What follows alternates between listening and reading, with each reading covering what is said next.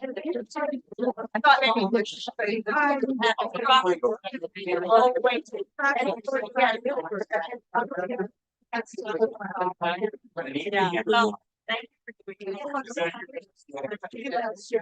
invite you all to take your seats if you can. I know it's a little cramped in here. Turn it up. It's coming out. It needs to be up. Okay. I don't, yeah. How's that? Way better. Okay, excellent. All right, good evening, everyone. My name is Jasper Dent. I'm the event coordinator here at McNally Robinson, Saskatoon. This event is being held on Treaty 6 territory. This is the land of the Cree, Saulteaux, Dene, Dakota, Nakota, and Lakota, and homeland of the Métis. It's my pleasure to welcome you all to the Saskatoon launch of Because Somebody Asked Me To by Guy Vanderhaeghe, published by THISTLEDOWN Press. Our special guest for tonight is Marina Endicott. I'd like to thank both Guy and Marina for being here this evening. It's an honor to have them both joining us tonight. I'd also like to thank THISTLEDOWN Press for working with us to create this event, and a special shout out to Rilla Friesen for her disaster averting efforts when we encountered some unfortunate hiccups along the way. Now, before we begin, this event is being live streamed, so please just be aware of the web camera up to your right here. We will not be recording the audience. However, the web camera will pick up your phone if it rings during the event, so to save yourself the embarrassment, check now, make sure it's turned off or silenced. Thank you. And now I'd like to invite Elizabeth Phillips, editorial director at THISTLEDOWN Press, to the stage. Everyone, please give her a warm welcome.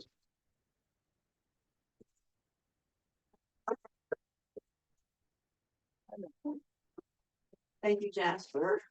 Welcome, everyone. We at THISTLEDOWN Press are dead chuffed, shall I say, to have published this book by Guy Vanderhaeghe. Because somebody asked me to, observations on history, literature, history. I didn't write it down. History, literature, and the passing scene. History, literature, and the passing scene.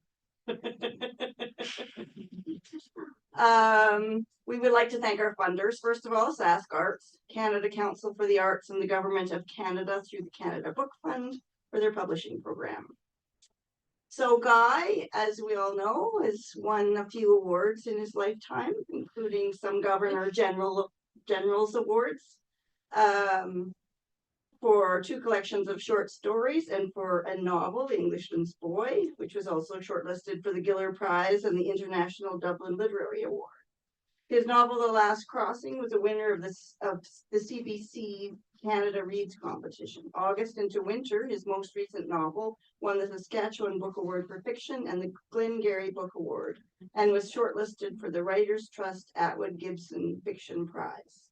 He's also received the Timothy Finley Prize, the Harbourfront Literary Prize, and the Cheryl and Henry Kloppenberg Prize, all given for a body of work. And apparently he's a really damn good golfer. Everyone I run into says, oh, he's just on the golf course with Guy. I actually run a dog class, and somebody in the dog class with a puppy said, yeah, I was just on the golf course with Guy. He gets out a lot.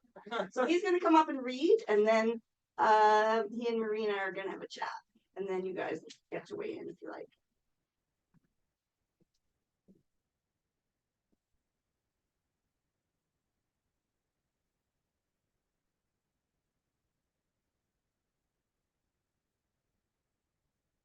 We need to make an immediate correction. I'm not a really good golfer. So I have to say that Paul Jacoby and I took on Lee Razor Barber and Al Wickstrom in match play today, and unexpectedly defeated them. So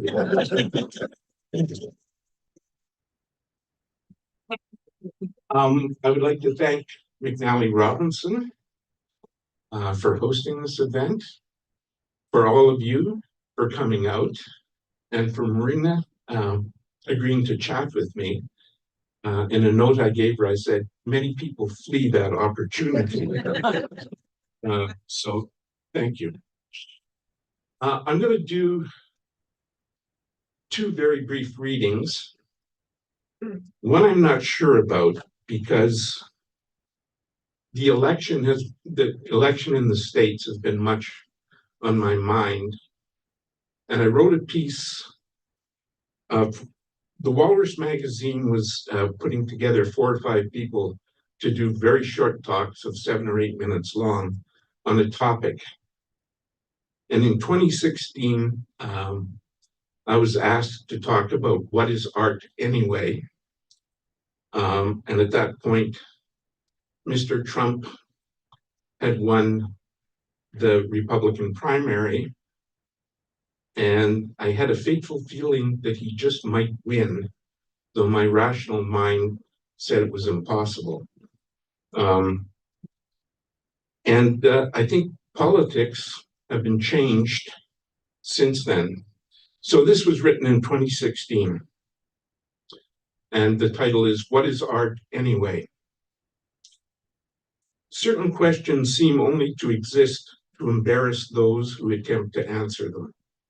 What is the meaning of life? And this evening's challenge, what is art anyway? Certainly stands very high in the set yourself up for humiliation category. But God hates a coward, so here goes nothing. About the time that I began to mull over my thorny homework assignment from the Walrus, the Republicans, the grand old party of Abraham Lincoln, had for all intents and purposes completed the long, bloody presidential primary march, leaving the wispy-maned realtor arguably within strolling distance of the White House. And for me, this threw the question, what is art anyway, into new light. I began to ask myself, isn't art both an activity and a way of thinking? And mightn't this way of thinking, maybe, possess something of intrinsic value for civil society? As the campaign proceeded with all its attendant horrors on full display, it struck me that as far as I was aware, no reports of any artist commenting about the crude political comic strip dominating the news had garnered any significant attention in the news. I'm not surprised by this. I only note it. The last American novelist to speak on public issues and attract considerable media attention was Gore Vidal. Remembering Vidal, coiner of the memorable phrase, the United States of Amnesia, brought to mind George Orwell, who also wrote bitingly and coruscatingly about the cant, hypocrisy, and pious lying that characterized the politics of his time.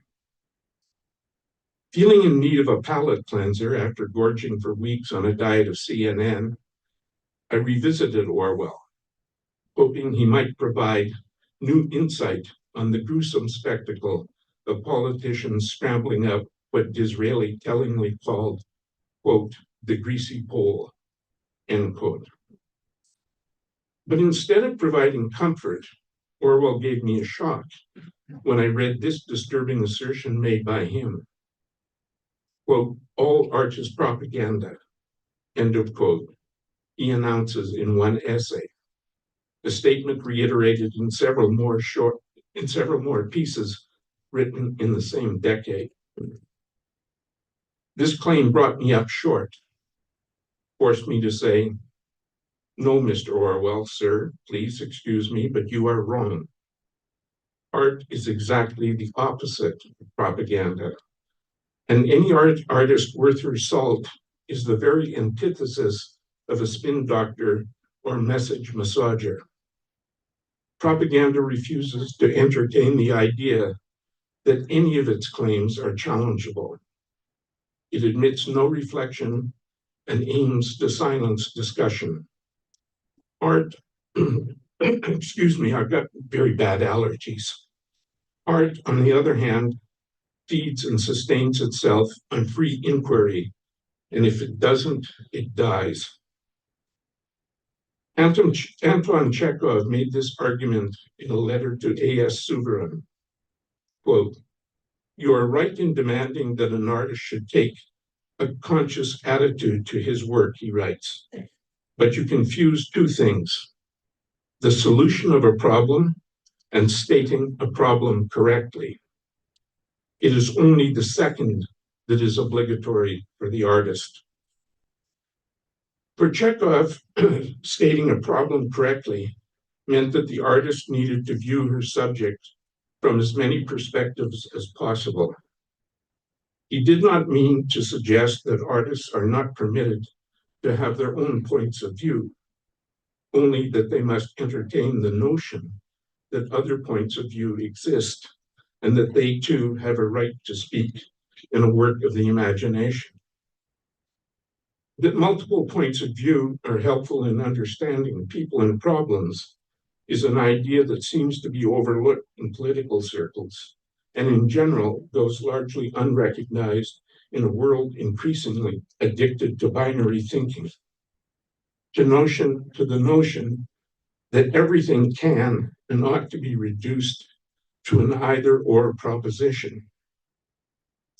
I'm sure that Mr. Trump's charming nickname for Ms. Clinton, Crooked Hillary, is not a knowing wink to Immanuel Kant's famous dictum that, quote, out of the crooked timber of humanity, no straight thing can be made. Because that would mean that the Donald was acknowledging that he too is, as are we all, just another imperfect, misshapen board in society's lumber pile. It would be an admission that differing perspectives are not aberrations, but essential facts of life. In 2013, Scientific American reported on a study by a social psychologist at the New School in New York City.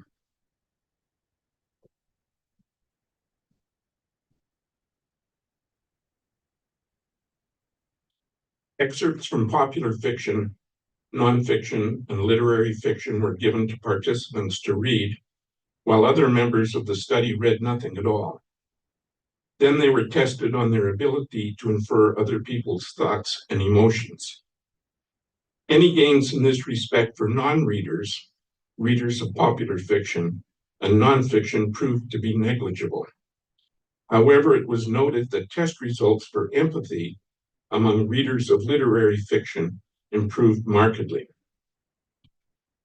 If this is true, then it supports my conviction that the ways in which people think have important consequences for society. Maybe the erosion of arts education in our schools, the historic aversion of all levels of government to providing adequate arts funding, and the recent tendency for university liberal arts departments to wax increasingly illiberal have contributed to the distressing manifestation of intolerance that characterizes political discourse.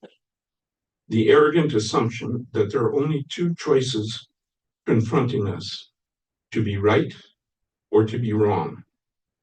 And while there's nothing inherently misguided in seeking solutions, if we refuse to ask essential questions before trumpeting results, then the body politic loses something vital to its health. What kind of thinking may provide an antidote to this? Let me call it open-ended thinking, thinking by dreams. I admit that putting the words thinking and dreams together in the same sentence might strike some as paradoxical. But for many artists, the dream is the starting point for the what if question, a question that doesn't assume it has already arrived at an answer. This question operates with great latitude, or it cannot operate at all.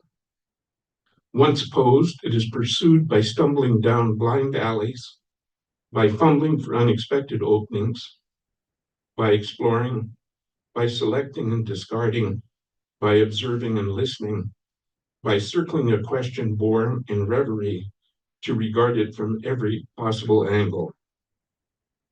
It is thinking that refuses to view the world and human beings as simple propositions. It is thinking that is suspicious of prepackaged solutions and of those who bellow declarations or claim to solve complex problems in 140 characters. It insists on relentlessly questioning every position. Thinking by dreams, artistic thinking, is essentially democratic in its nature. At the present moment, both at home and abroad, a little more exposure to it can't be such a bad thing, can it? Yes.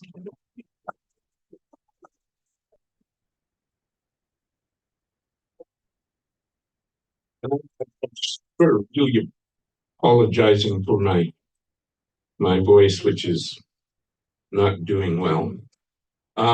So I'm going to read something I hope much more lighthearted, very short. I'm just going to read part of it. It's was written in 1996, and it was about my wife and I buying our first house.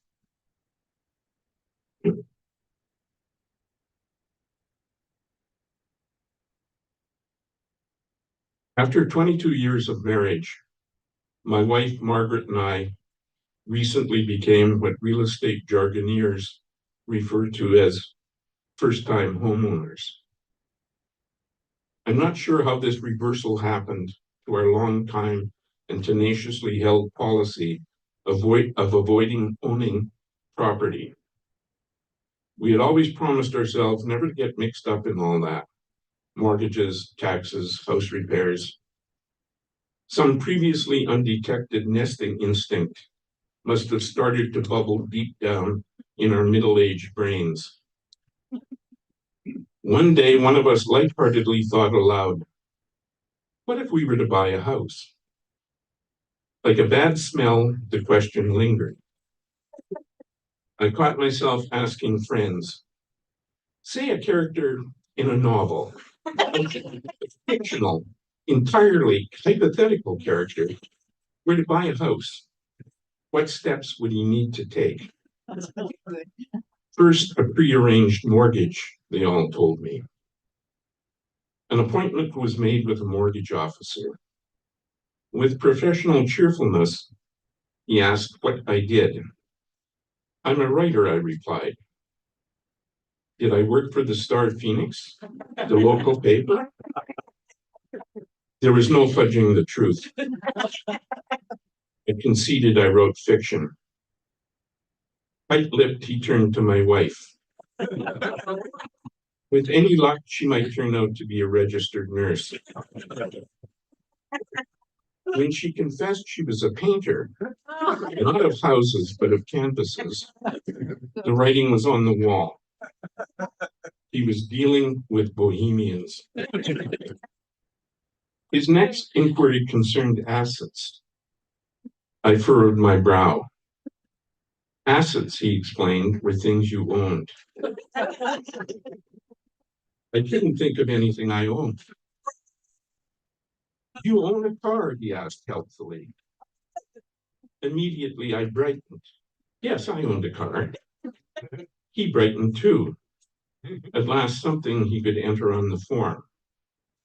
Year and make, he asked, pen poised. 1978 Ford Fairmont Futura. For an instant, he appeared to be passing a kidney stone. And what would that be worth? He said finally, $150? No way, I said, it's got to be worth at least $250. He stared at me and I stared back. Slowly, he entered the figure. After submitting several years of tax returns for the bank's examination, the implausible became actual. We got our pre-approved mortgage. This bit of fiduciary irresponsibility on the part of the bank prompted one of my more successful friends to declare that he was divesting himself of all stock in that institution immediately. Sinking into the delirium of house hunting, each and every day we scrambled into the Ford Fairmont Futura to scour the streets for sale signs. One morning, I suddenly swerved the car to a bungalow with white porch pillars, stained cedar siding, and a rack of deer antlers over the garage door. The spectacularly narrow driveway had its waist pinched by a set of wagon wheels sunk in cement, and more wagon wheels supported a rustic planter constructed from an old-timey cedar positioned conspicuously in front of the house. I wrote down the realtor's number. Touring the house a short time later, I discovered the Western motif unflinchingly continued. A horsehead door knocker, a basement furnished in imitation logs, wagon wheel shaped light fixtures, and plenty of ornamental horseshoes. A mural of a prairie vista under glass, like a diorama. The upstairs could have been decorated by Elvis if he had been restrained by a limited budget.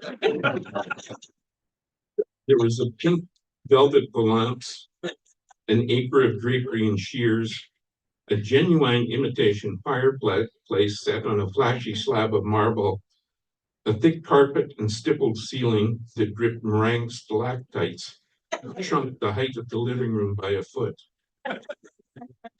The real estate agent wanted my reaction. I enumerated deficiencies. No real fireplace, small kitchen, tiny bathroom. Then I said, and the decor is a little eccentric. Eccentric, he said.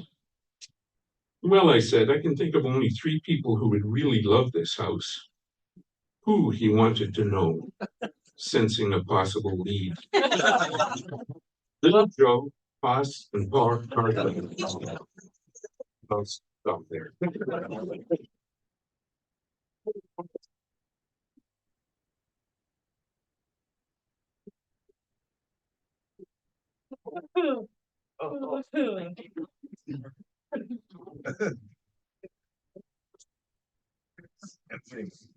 So Marina Endicott, as many of us know, has written, I think, 8 novels. 7. 7. Oh. There's another one coming. Most recently, The Observer, which is terrific. She's been an actor in a dramaturge. She still commutes at great speed from Saskatoon to Edmonton. Isn't that sweet? Yeah. Oh, thanks. Ask her how long it takes her to get to Edmonton. And she's been multiply nominated for many awards. Her 2019 novel, The Difference, won the Robert Crouch City of Edmonton Book Prize and the Dartmouth Fiction Award, and was one of the Globe and Mail's best books of 2019. And I've always thought she was a really smart cookie. Yeah.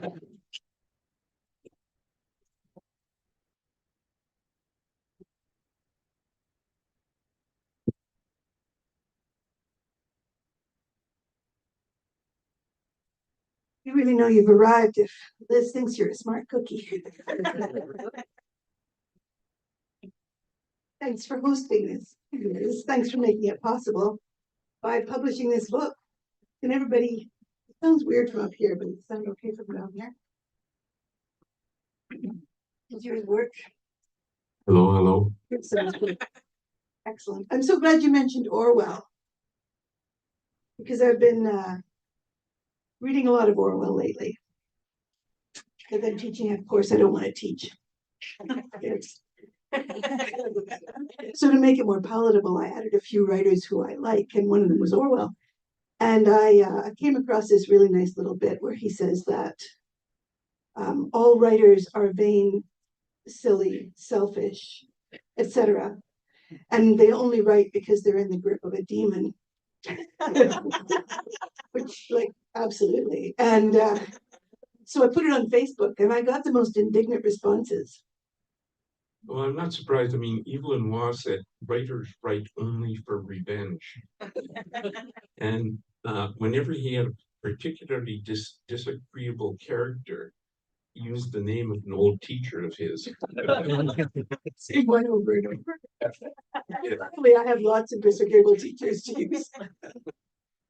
I love this collection, as I was saying to you earlier. And one of the reasons I really love it is because also you were talking about Chekhov, and today I was reading a letter from Chekhov to Gorky, where he takes Gorky apart for using too many adjectives, and his descriptions particularly, like, cut them out, man, cut them out, you're stupid, nobody reads them. And he says, art must be instantaneous. That's how the reader perceives it. So if they have to plow their way through this red beard and where he's sitting and all that stuff, they don't get him. And this is what's lovely about this book of occasional pieces, is that it's instantaneous. And so it is a bit like going for a good visit with you, which Which is very uncommon. Even a bad visit with you. Visit. I remember going to that house with the wagon wheels when you first had it. Yeah, they got destroyed. I couldn't believe you bought it. Should I say it was economical? That has governed all of my house purchases as well. This book is an autobiography by fragment, I think. Unintended, but what you can see in it as you read through these pieces about art and life and history and ethics, even spirit, in so many different ways, is all the best things that you've been thinking all your life. So thank you for putting them together. This little bunch of various purposed. I don't know what I'm supposed to say to that. I mean, the one thing about occasional pieces, and these pieces were written over 40 years, is I noticed two things. One is that my obsessions I had when I first began writing, and I've been chasing those obsessions all my life. I mean, I think it was F. Scott Fitzgerald says writers write the same book over and over again. The other thing is these obsessions have changed, but my approach to them, the obsessions have not changed, but my approach to the obsessions have changed. So as you were putting them together, did you learn things about what you're doing now? Did you think, I should keep doing that? Or maybe I should try this? I think what I could see in that collection is over time, I came to see that I had always been working on my craft as a writer of fiction. And in some of the little talks that I gave, or to writing students at Humber College or whatever, until I started teaching writing, I don't think I understood what I was doing instinctively. But when you start teaching writing, then you have to codify your instincts to sort of explain them to people, that this is what you need to pay attention to. This is how fiction works, or at least this is how I think it works. And this is what I have learned about writing over 40 years of writing. Are you impressed? Pardon? Are you impressed with yourself? What I learned. Vain and silly and selfish for a moment. I'm impressed. I'll leave that for you to be for me. I like to have surrogates. Okay.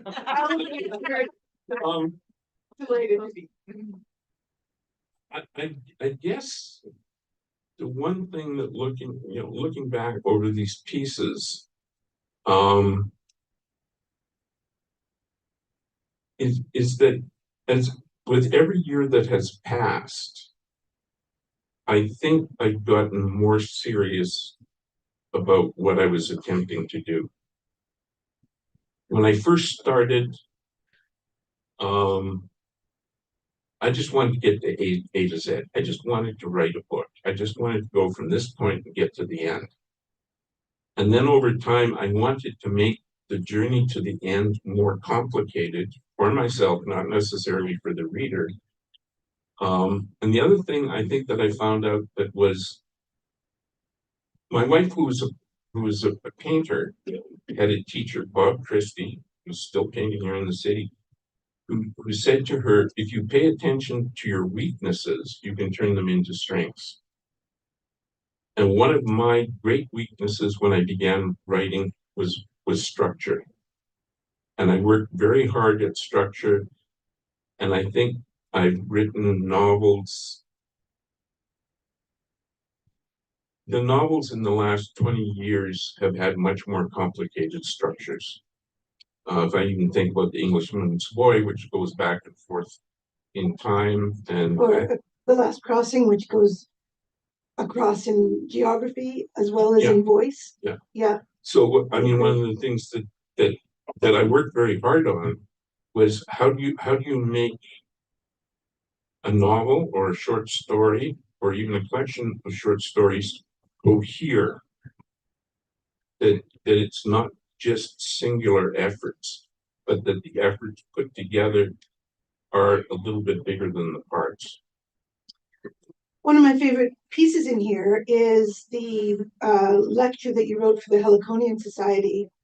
A women's club actually in Toronto. They own a massive building in Yorkville, and they invite writers to come and talk about writing. You're not allowed to read, you have to actually talk about the process of writing books. And you talk in there about the largely unconscious motivations that propel you into a book. The Dent in the Hat, for example, which I won't explain, you'll have to go read it. I laughed and laughed because you said in that lecture that you were planning it to be a nice tight novel of 200 pages. It is, of course, his longest book, and in many ways his most complicated structure too. So how the difference between scholarly analysis and art becomes so clear in that lecture, but also in many of the other pieces, where you are kind of bringing your historical scholarliness to your own work, but you're also revealing that your own work is springing from a different source. Yeah, I mean, it's a funny thing, and I think it's probably true of almost any art, whether it's music or drama or writing or painting, that the source of it, whatever drives the artist, it's very difficult for the artist to separate out when they're doing it. You're not sure where stuff is coming from. Once it's done, you can turn on that other part of your brain and you can look at it and say, I wonder where this came from. I love that moment because that means that you've let go of the book enough. Yeah. You've become objective about it enough. It's stopped plaguing you enough that you can go look at it. And one of the things I do with fiction is I wipe it out of my head once it's written.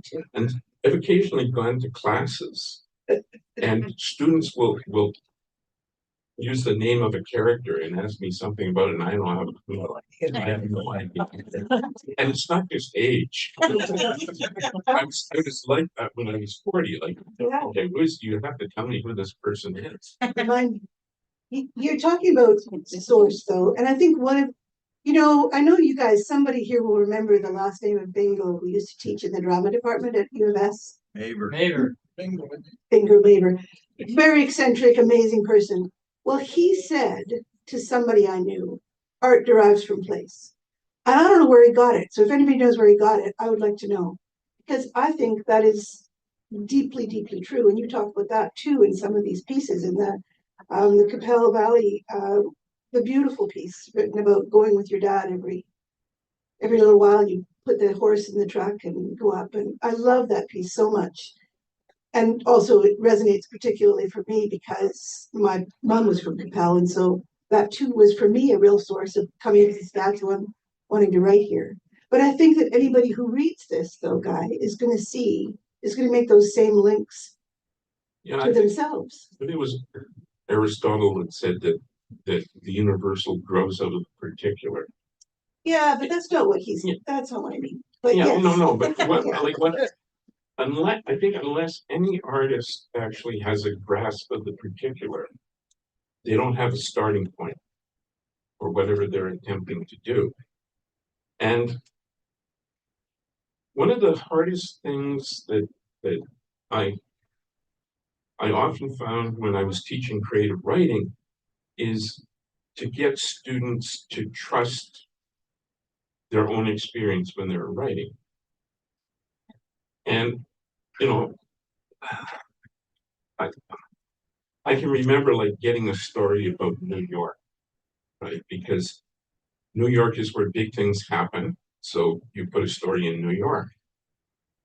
And I'm not intimately, keyed into New York, but I would say to the student, have you ever been to New York? They go, no. And I'd say, I can actually tell when I read this story. Whereas if you put it in history. You know, and I think that's a big leap for people to do, is to say, and I would argue that all the best writers trust that.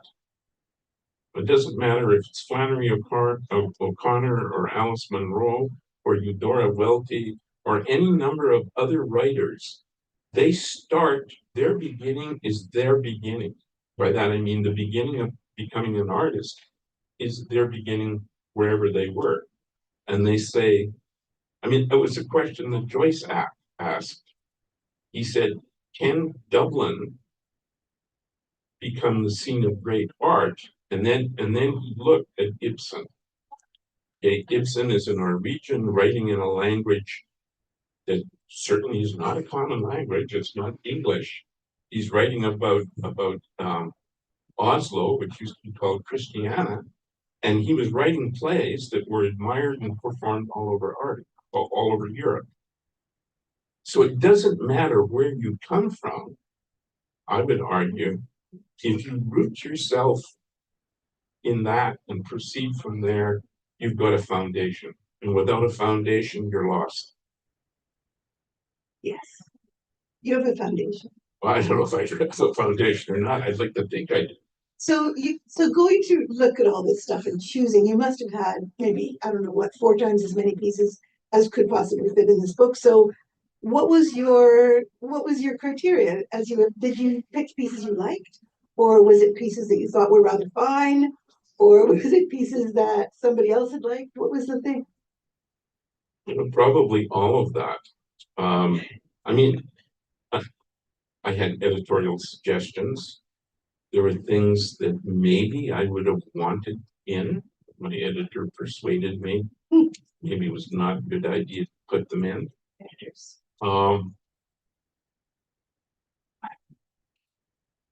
I think that they sort of break down into certain categories. There's pieces about writers, that is writers that I admired and that I reviewed. There's pieces about history and the historical novel because I studied history at university.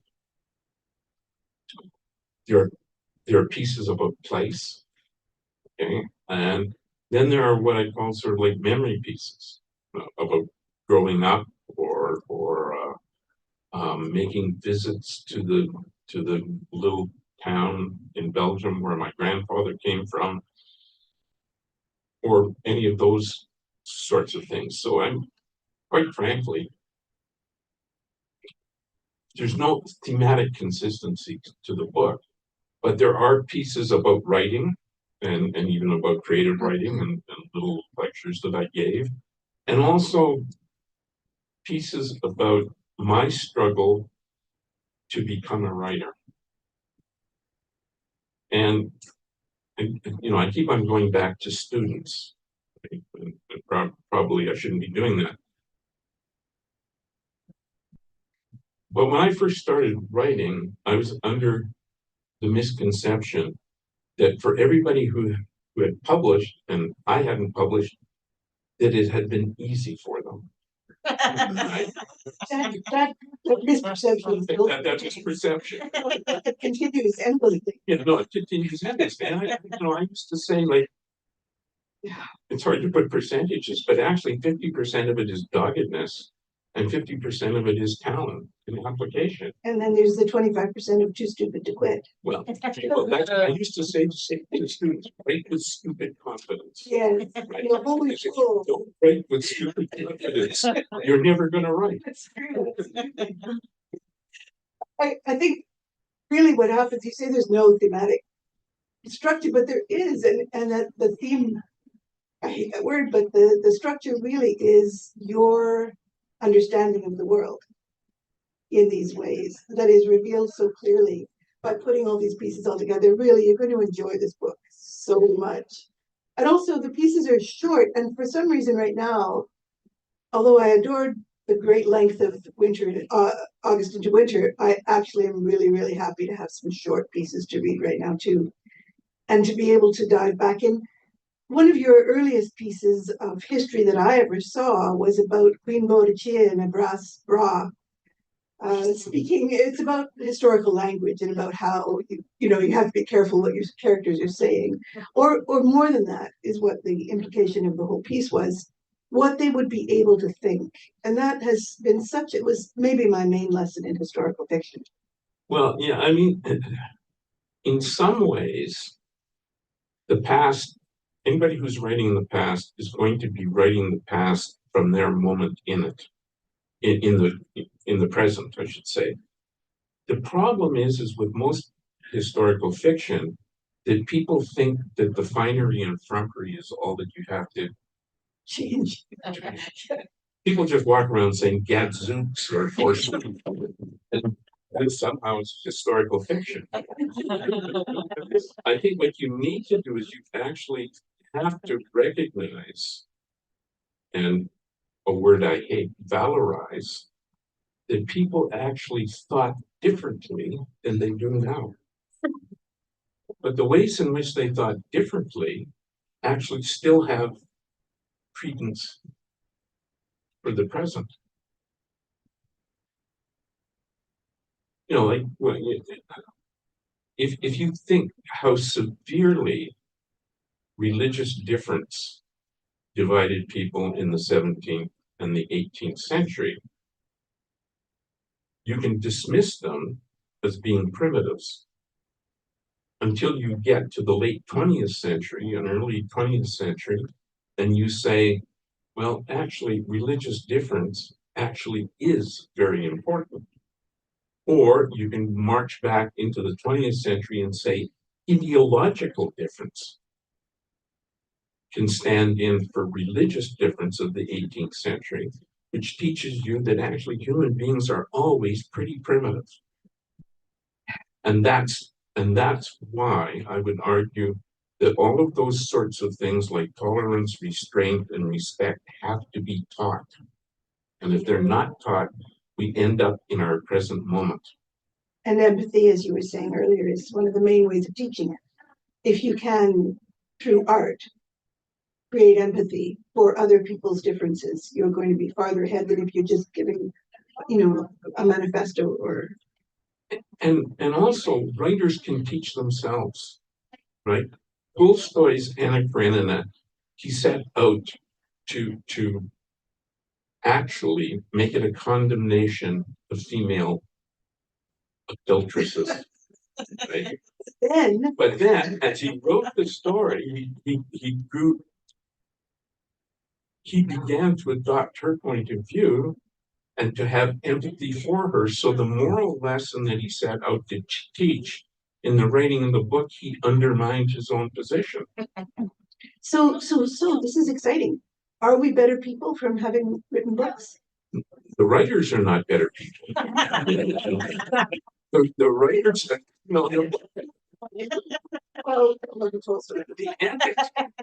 the ethics of writers are no different from, say, the ethics of plumbers. I will be. The one argument I always make is that a very bad person can be a very, very good writer. Yes. And Naming no names. If you look at the history of literature, the number of really, really bad people or people who had really reprehensible opinions who wrote great books is sort of distressing. We would like to think that writers are teachers.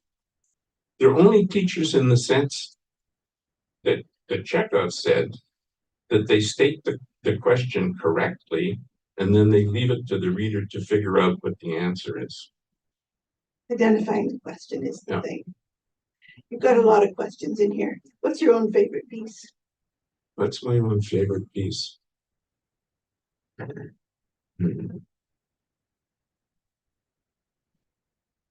Probably my favorite piece was the piece that made me think hardest in writing, which was what is the difference between history and historical fiction. I love that piece. And I like that piece because it made me think harder than any of the other pieces. Which really is the best fun. Yeah. Among the demons and the horrors and everything. I just like to say that one of the things that made me laugh the hardest was this piece, The University and the River. I've never told anybody this publicly before. I really hesitate to do it even now. But Can't capitalize and then stop. No. so, University in the River is a piece that Guy wrote for an art book that was put out featuring the portraits, the oil paintings or paintings by John Hartman, a very well-known, highly lauded Canadian painter. And my portrait in that book is so hilariously awful that I just have to mention Hartman, and my whole family goes wild with laughter. It is seriously the worst painting of a human being ever. You can look it up online, but don't, please. But Sylvia's got her hand up. Guys, looks like Norman fell. It is so bad. I did look Guys up. It's terrible. But you should look at mine, no, please, Sylvia, because it is just absolutely, it's so hilarious. Many lives mark this place. And I keep getting invitations to go around the world, and I'm sure you do too, to be at the openings at various galleries. And this week, in fact, I think it's tonight, the American Embassy the Canadian Embassy in Washington is having a show of paintings from that collection. So The question would be, so are Canadian writers really awful? And are they really awful human beings because they're so ugly?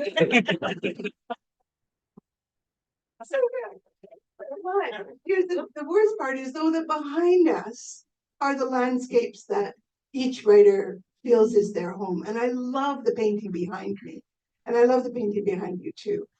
And so if only they could just like remove the writer. Like if it had been done with collage, perhaps so we could just, and it probably was. Just take off mine. Yours is good. Yours is good. I mean, a handsome man looks good in anything. Then why do I look like Norman Feldman? The spouse is allowed to have a divergent opinion. I think we're supposed to open up for questions from the audience, and I would love to have somebody give me the high sign that they've got something they're dying to know, so that I can stop thinking about my portrait, which is unbelievably. I might take that. Yeah. Yes, if anyone has a question, please raise your hand and I'll bring the microphone to you. There are lots of people here. Someone must have a question. Aha!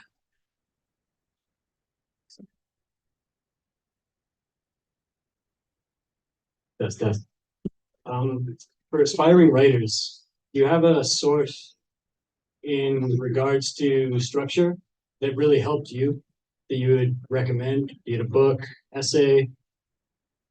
Not in terms of, there's a book by James Wood called How Fiction Works, and it talks about all the aspects of fiction. I think that writers have to build up their strengths, right? So if you're going to attempt to write something, just try and write something from A to Z. You know, get from the beginning, get to the end. In terms of structure, what you always need to do is have a destination either in mind or you're discovering the destination and the end point, which is another way of saying do your best not to wander. But James Wood, How Fiction Works, that's a very good book. He talks about the third person who close third in that. Yeah. And it's the best discussion point of view I've ever read. Ever since I saw the title, I wanted to know who asked you to. Well, it's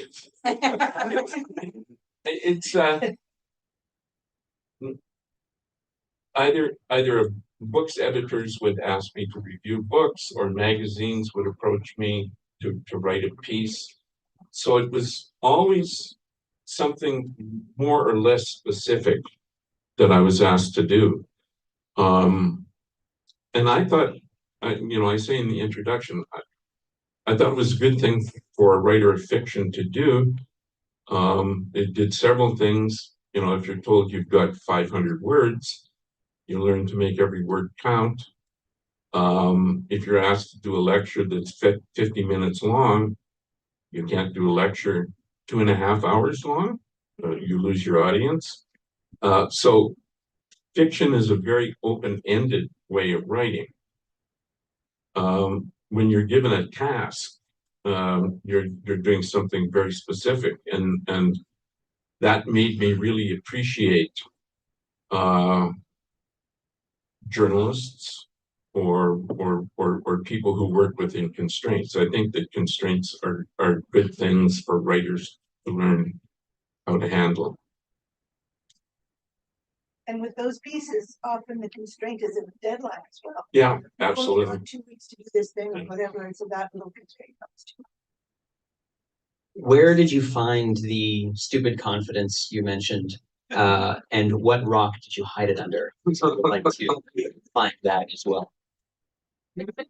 Well, part of my stupid confidence was when I was rejected. I really got pissed off, and I would say, "I'll show you," right? And I got some like fantastic rejection letters. My last name is fairly unusual, right? It's got all of these vowels that collide and consonants in the wrong order and everything else. So one editor suggested that I write in my first language. Which,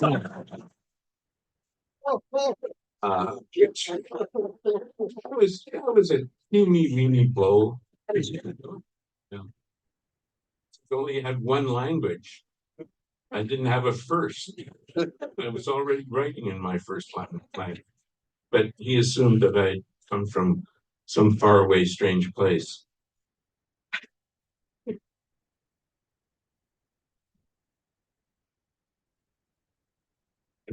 You talked about some people.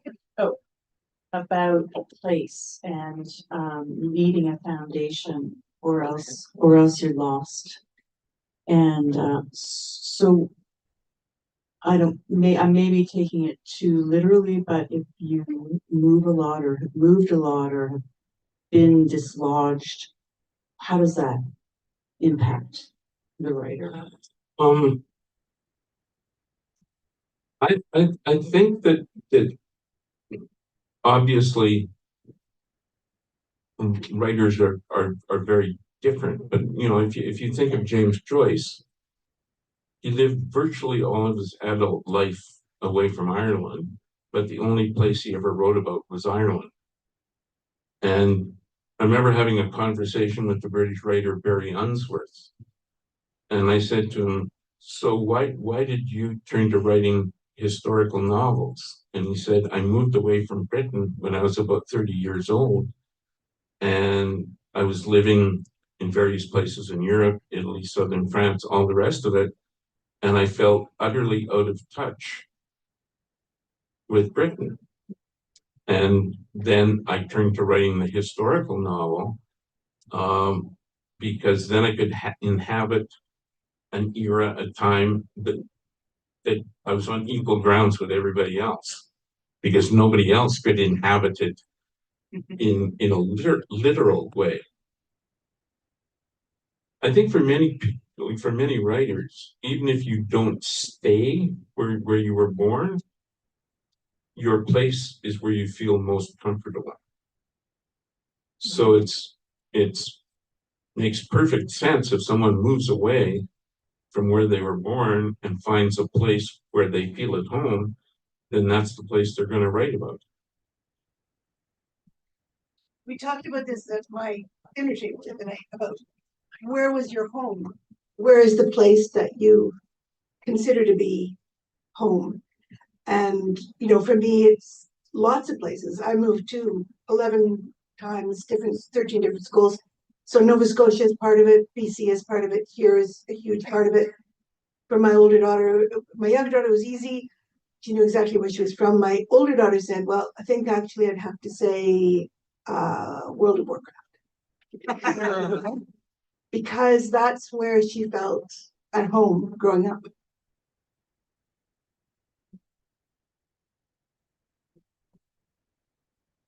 Anybody else? I have one. No? Very good. Okay. Do it inside.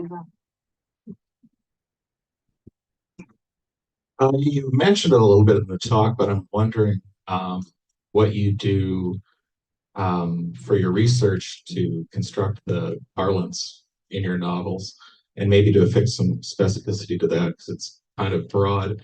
What do you do for the profanity in particular? Because in August into Winter, there's one part where the gentleman with the Studebaker says something very specific to Mr. Sickert that really stood out. I often say I grew up in a very strong oral tradition, and I had most of the members of my family were quite profane, and I remember the distinguished poet and literary critic Louis Dudek, after reading some of my short stories, proclaimed me a voice from the shithouse, which made me swell with pride that I was carrying on the family tradition. So the guy in the Studebaker, that's sort of my uncles, I think. You know, so part of it's reproducing that. For 19th century novels, you know, but I've always read a lot of 19th century novels, and so that's, you know, you fall back on that. There's a new translation of Proust's letters that I just saw an excerpt from today. Somebody was saying, this is the best, I can't believe how good this is. And so Proust is saying, shit us some good shit, guys, to his friends in his new translation. I don't know. You know, profanity has been going on for a long time. Proust. I have one quick question. So this is your first book of nonfiction. So do you feel exposed differently? Yeah, I guess so, because I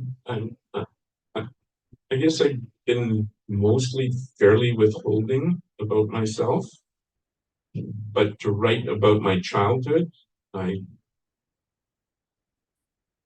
pointed out things I don't think that most people knew or that I hadn't said.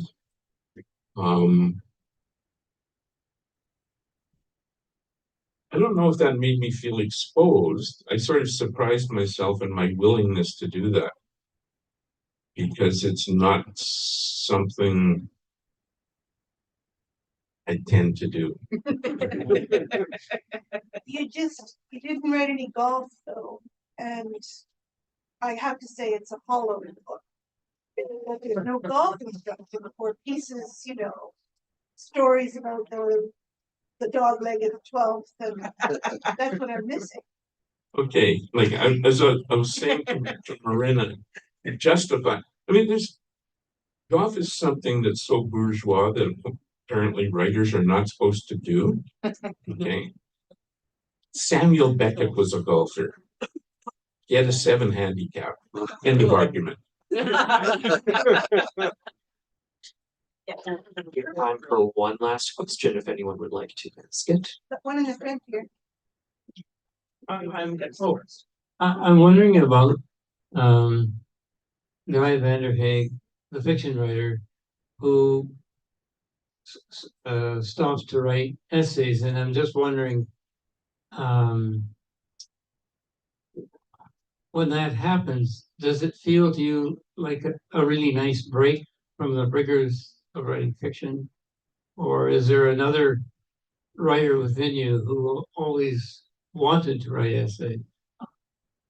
I don't know if I always wanted to write essays, but one of the things that when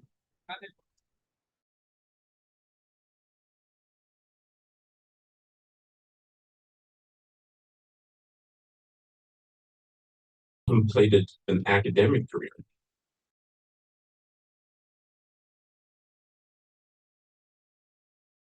Sort of like writing